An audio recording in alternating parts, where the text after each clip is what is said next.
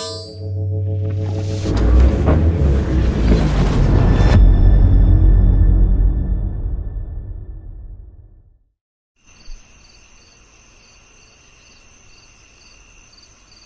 araw o gabi sa iyo, Sir Sid.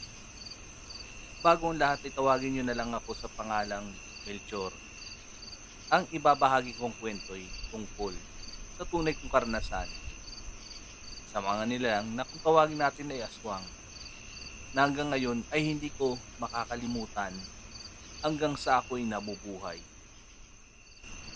Ito ang panahon nang naninirahan pa lang ako sa parte ng Visayas.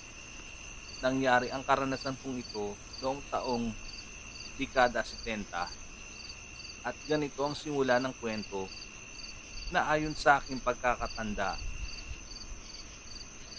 Abala ako noong umagang iyon sa paghahanda ng aming almusal nang tawagin ako ng misis kong si Diana. Nagpapaalam siya dahil kailangan na niyang pumasok sa trabaho. Sir Sid, isa siyang tindera sa isang sapatusan sa bayan. Medyo may kalayuan iyon at dahil wala pang maayos na sasakyan dito sa amin, kailangan ko pa siyang ihatid sundo para masiguradong ligtas sa kanyang pag-alis. May usap-usapan kasi may gumagalang tatlong matandang babaeng nagpapanggap na pulubi sa daan na kung sino ang maawa sa kanila at naabutan sila ng barya ay susundan nila ang taong ito hanggang sa magkaroon ng mga ito ng pagkakataong matangay ang kanilang biktima. Ilang beses nang may nangyayaring ganun sa amin. Sa katunayan niyan ay marami rin na ang nawawala, ngunit nakakainis na naisipin na walang ginagawang hakbang ang kapulisan sa aming lugar para masugpo ang mga kriminal na ito.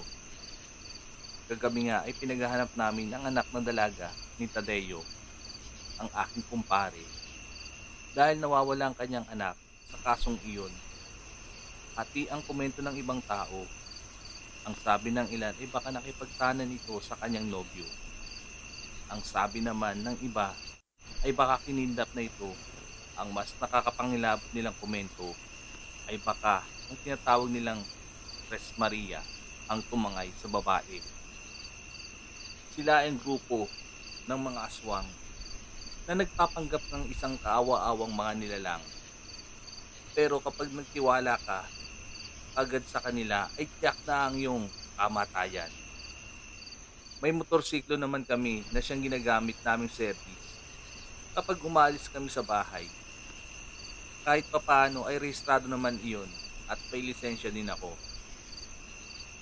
Sumampa na ako sa motorsiklo, matapos ko itong paandarin, nakita ko pang nagkukumahog sa pagsusuklay ng buhok si Diana na ikinangiti ko.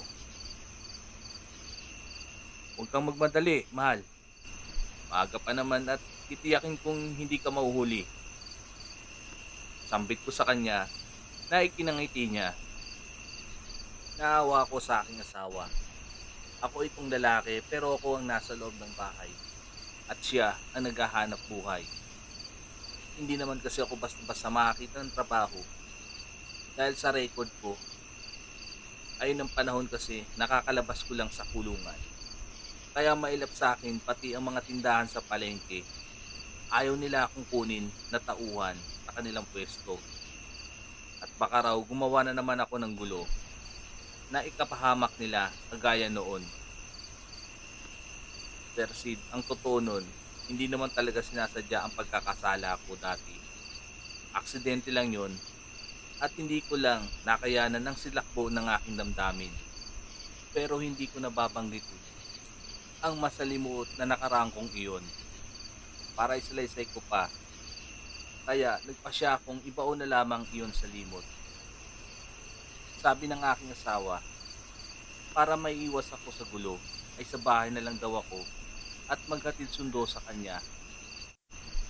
Kaya ang inaasikaso ko na lang kung wala akong ginagawa ay ang mga tanim kong gulay sa likod ng aming tahanan na siyang inaani ko kapag malalaki na ang mga bunga nito. Maayos din ang takbo ng trabaho ng aking asawa na labis kong kinatuwa. Wala din kaming anak kaya kaming dalawa lang ang umuubos ng aming konsumo. Masaya na ako kahit ganito lang ang takbo ng araw-araw naming pamumuhay. Ngunit hindi ko akalaing magbabago yon nung pagsapit ng kinahapunan. Nag-aalala ako nang sunduin ko si Diana sa kanyang pinagtatrabahuan at malaman kong wala siya doon. Kaya tinanong ko ang mga kasama niyang empleyado kung saan siya nagpunta. Ayon sa kanila, kaninang tanghali ay sumaglit lang daw sa karinderya si Diana para bumili ng pananghalian. Hindi kasi yon nagbabaon. Mula noon ay hindi ito bumalik sa tindahan. Nanlamig ang pakiramdam ko ng husto nang iabot sa akin ng kanyang mga kasamahan sa trabaho ang bag niya at ilang gamit na dinadala niya sa tindahan. Talagang balak na sumaglit ng aking asawa, ngunit nasaan siya? Kanina pa ang tanghaliang yun. Bakit hindi pa ito bumabalik? Nagpasya akong umuwi na lang, maisip kong mukhang hindi na nga siya babalik pa sa tindahan. Habang nagmamaneho ako ng motorsiklo pauwi, inalala ko kung saan kalsada siya posibleng dumaan. Sa may medyo madilim na eskinita, ay nadaanan ko pa ang tinaguriang Tres Marias na kanya-kanyang talungko sa gutter ng kalsada at tila ba may kung anong hinihintay. May tatlo ding malalaking sako sa kanilang tabi na hindi ko alam kung ano ang laman. Sumikdo ang aking puso sa isiping baka tao ang laman yon dahil sa nalikhang hulma nito sa sako. Pero kung tao yon, bakit parang hindi naman gumagalaw? Matapang na dinandaanan ko ang tatlong matandang babae at pinakiramdaman ko kung may ginagawa ba silang kakaiba. Pero nakakatatlong balik ako ay wala naman akong napansing hindi maganda. Nagpasya na lamang akong umuwi at mag-isang kumain.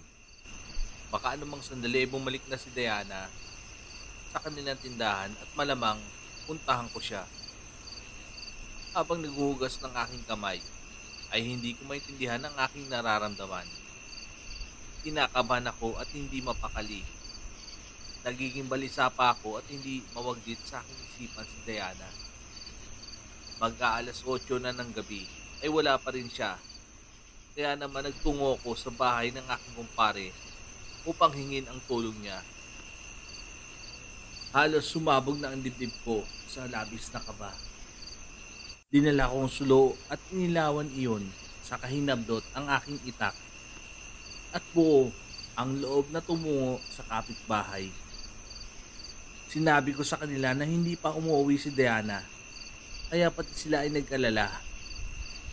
Nagpapadyak at nag-iiyak ang asawa ni Donato na si Katya, ang pinsan ng aking asawa. Ang anak nilang Binatilyo ay tinungo ang iilan naming kapitbahay at nagkaisa para sa paghahanap. Kanya-kanya kaming dala ng aming itak. Ang mga kalalakihan ay sumama sa akin. Ang mga kababaihan kasama ang kanilang mga anak ay nagtipon-tipon sa bahay ni Katya. Malakas ang kanilang kutob na may kinalaman ang tatlong matandang babae na pagala-gala sa kalsada dahil sa mga kababalaghang nangyayari sa aming lugar. Maging ang kapitan naming si Lucio ay nakiisa sa paghahanap. Anya, panahon na raw para kumilos kami kaysa iasa sa mga polis ang aming mga reklamo at hinaing. Wala din namang mangyayari dahil ilang beses na namin itong nireklamo at wala pa din silang ginagawang akbang. Binaybay namin ang daan papunta sa pinagtatrabahuhan ni Diana. Tila mababaliw kami sa paghahanap at hindi ko maiwasang hindi mapaiyak. Sino ba ang posibleng nakialam at tumukot sa aking asawa? Ang paghahanap namin na inabot ng umaga, ngunit wala pa ring balita. Halos lahat ng posibleng daanan ng aking asawa ay nadaanan na namin. Ngunit wala maski maliit na bakas na iniwan niya doon. Isang araw ay inabot ng isang linggo hanggang sa maging isang buwan. Nawala na ako ng pag-asa at parati na lang akong malungkot. Hindi ko alam kung buhay pa si Diana o wala na. Hanggang sa isang araw, dumating sa aming bahay ang katrabaho ni Diana. Ang sabi niya, nahagip raw ng kanyang paningin ang Tres Marias na may sinakmal na bata sa madilim na bahagi ng eskinita. Nang sundan niya raw ito, ay nakita niyang isinilid ang bata sa sako at saka sila naglakad papunta sa isang manhole. Nakita niya umanong binuksan ng tatlo ang malaking bakal na takip na iyon at saka sila pumasok sa loob pa isa-isa. Baka raw nasa loob si Diana at ginawang bihag ng mga babaeng aswang. Kaagad kong inalerto ang aming mga kasamahan at palihim na tinalunton ang manhole na sinasabi ng lalaki. Nagulat ako nang matuklasang may kulang-kulang 10 sako na may laman ang nakatambak sa loob. Nang isa-isahin namin buksan ang mga iyon, ibig tumalon ng aking puso nang makitang isa si Diana sa nakasilid sa mga sakong iyon. Nangilid ang aking luha at mahigpit na niyakap ang aking asawa. Nalaman namin ang Tres Marias ay mga makabagong lahi ng aswang na hindi nagbabago ng anyo para makapambiktima. Nangunguha lang sila ng tao sa kahit saang lugar at tinatago sa kasabay-sabay nakakatayin pagdating ng kabilugan ng buwan. Inugis ng mga kasamahan ko ang 3 aswang na matandang babae at iniharap sa aming alkalde. Masyadong mapanlin lang ang kanilang mga itsura. Mukhang pulubi ngunit sa kanilang katandaan, kaiba kung tumitig. Pero hindi na nila kami malilinlang. Ikinulong sila sa isang selda na may matinding proteksyon ng isang tunay na albularyo para wag silang makali sa lugar at tuluyan ng makulong sa napakahabang panahon. Bukod sa mga sakong iyon, ay may natagpuan kaming magtambak na mga buto ng tao, mga damit at ilang kagamitan na nagsisilbing patunay na kagaya sa tao nga ang kanilang kinakain upang mabuhay. Mula noon, pinag-iingat na ang lahat ng mamamayan sa amin. Baka kasi may mga kagaya pa ang Tres Marias na lumalayaw sa aming lugar na tiniguruan naming mga aswang ng kahilongawan. At si Diana ay matiwasay ko namang naipalibing sa isang sementeryong malapit sa aming bayan. Sir Sid, simula noon na hindi na ako muling nag-asawa pa. Tahimik na lang akong namumuhay dito sa isang distrito ng Maynila kasama ang mga apo ko na anak ng aking mga pamangkin. Maraming salamat po sa pagbabahagi ng aking nakakakilabot at nakakalungkot na pangyayari sa aking buhay.